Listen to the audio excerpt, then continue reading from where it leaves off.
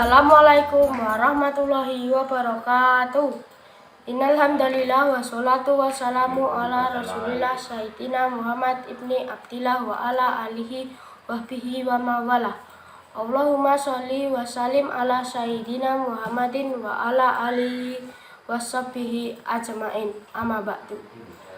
Marilah senantiasa kita panjatkan puji syukur kepada Allah Subhanahu wa Ta'ala, Tuhan yang Maha Kuasa atas segala limpah nikmatnya. Sholawat dan salam semoga selalu tercurahkan kepada baginda Nabi besar Muhammad Sallallahu Alaihi Wasallam. Teman-temanku yang baik, perkenalkan saya Muhammad Nufail Aslam, kelas 6 SDN 1 Purwosari, Kecamatan Wonogiri. Alhamdulillah hari ini telah memasuki hari ke-19 bulan Ramadan 1445 Hijriah 2024 Masehi.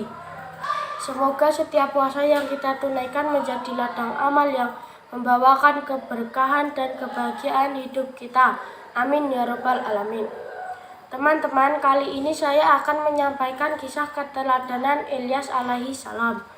Nabi Ilyas keturunan keempat Nabi Harun alaihi salam dengan nama lengkap Ilyas bin Finhas bin Azar bin Harun bin Imran bin Khahij bin Aziz bin Lawai bin Yakub bin Isa bin Ibrahim.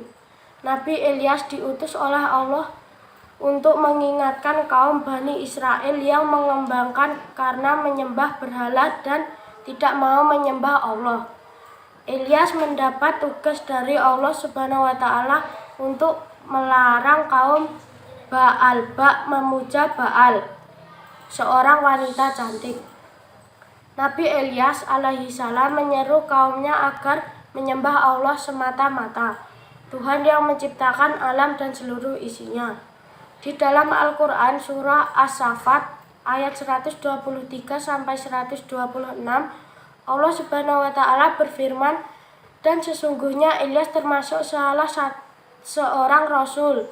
Ingatlah ketika ia berkata kepada kaumnya, mengapa kamu tidak bertakwa? Patutlah kamu menyembah Baal dan kamu tinggalkan sebaik-baik pencipta, yaitu Allah Subhanahu wa Ta'ala, Tuhanmu dan Tuhan bapak-bapakmu yang terdahulu. Namun kaum Ba'al-Ba' menolak seruan Ilyas, bahkan ketika wanita itu telah mati, kaum yang tinggal di kota Ba'al-Ba' itu malah membuat patung Baal yang besar dan cantik.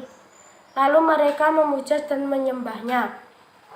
Di depan patung Baal, kaum Ba'al-Ba' tak segan melakukan perbuatan yang amat menyesatkan. Mereka menyembah patung Baal, mabuk-mabukan dan berjudi. Kaumnya tidak pernah menghiraukan ajakan Nabi Ilyas, padahal Nabi Ilyas sudah berulang kali mengingatkan. Kaum tersebut tidak peduli dengan ajakan yang disampaikan Nabi dan Rasulnya. Mereka tetap hidup berfoya-foya, bermewah-mewahan, dan menghamburkan harta, bahkan terang-terangan menciptakan Tuhan baru. Mereka menyembah berhala yang terbuat dari emas dan diberi nama Baal. Baal dianggap oleh mereka sebagai tempat perlindungan, tempat meminta serta memohon pertolongan. Kaumnya ini rela mendaki gunung demi memohon kepada Baal, karena mereka menempatkan Baal di atas gunung Karmal seperti dikisahkan dalam Al-Quran surah As-Saffat. Bencana apa yang ditimpa kepada kaum Bani Israel? Nabi Ilyas khawatir kejadian dari kaum Israel ini membuat Allah murka. Nabi Ilyas selalu mengingatkan agar umatnya terhindar dari kemusyrikan, karena kedurhakaan kaum yang masih termasuk Bani Israel itu sudah melampaui batas. Kemudian Allah Subhanahu wa Ta'ala menurunkan azab, yaitu kemarau panjang selama 3 tahun lamanya. Semua tanaman dan hewan mati kelaparan. Nabi Ilyas pun mendapatkan wahyu dari Allah. Hai Ilyas, pergilah kepada mereka dan beritahu bahwa tidak lama lagi akan turun hujan di Bani Israel ini. Maka Nabi Ilyas pun mendatangi mereka, tetapi mereka tetap saja membangkang dan malah mengatakan Nabi Ilyas si pengacau. Nabi Ilyas pun menjawab, Saya bukan pengacau, justru kalianlah. Mengapa menyembah berhala Baal? Kalian telah melanggar perintah Allah Subhanahu wa Ta'ala. Nabi Ilyas lalu berdoa kepada Allah Subhanahu wa Ta'ala, "Ya Allah, hentikanlah musibah kekeringan ini." Musibah pun berhenti, dan Allah menurunkan hujan kepada Bani Israel. Kaum Ba'alba akhirnya menyadari kesalahan mereka. Mereka lalu bertobat dan merobohkan patung-patung yang biasa mereka sembah. Karena mereka sudah sadar, Ilyas lantas memohon kepada Allah Subhanahu wa Ta'ala agar menurunkan hujan ke kota Ba'alba.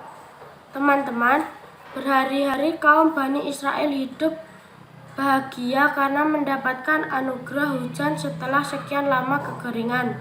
Perekonomian mereka pun kembali pulih dengan adanya kenikmatan yang diberikan Allah tersebut. Justru mereka tidak bersyukur. Mereka kembali durhaka kepada Allah Subhanahu wa Ta'ala dan kembali melakukan kemaksiatan. Kaum Bani Israel kembali menyembah Baal. Akhirnya kaum Bani Israel pun kembali ditimpa musibah yang lebih berat, yaitu gempa bumi yang dahsyat. Mereka pun gelimpangan dan tidak bernyawa lagi.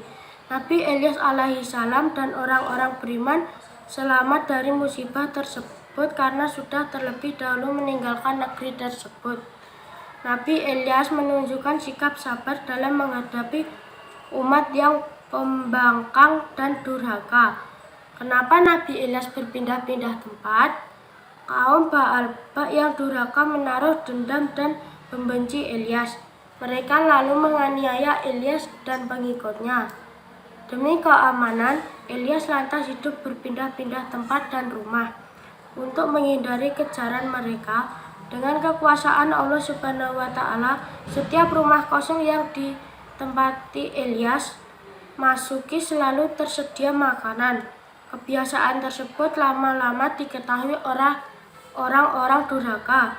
Jika mereka mendapati makanan di sebuah rumah kosong, mereka yakin rumah tersebut pernah disinggahi Ilyas. Siapa nama anak angkat Ilyas? Ilyas memiliki seorang anak angkat bernama Ilyasa. Ia sering menemani Ilyas dalam melaksanakan tugas berdakwah, terutama ketika Ilyas sudah menginjak usia lanjut. Setelah Ilyas wafat, diangkat Allah Subhanahu wa Ta'ala ke langit. Kemudian Allah Subhanahu wa Ta'ala mengutus Ilyasa untuk melanjutkan tugas ayah angkatnya, menyampaikan dakwah kepada kaumnya yang durhaka. Pertemuan Nabi Ilyas alaihissalam dan Ilyasa bermula ketika Nabi Ilyas alaihissalam tengah dikejar penduduk Ba'alba yang marah. Waktu itu Ilyasa masih sangat belia namun menderita penyakit keras. Melihat Ilyasa yang sakit, Nabi Ilyas alaihissalam memohon agar Allah menyembuhkan penyakit Ilyasa.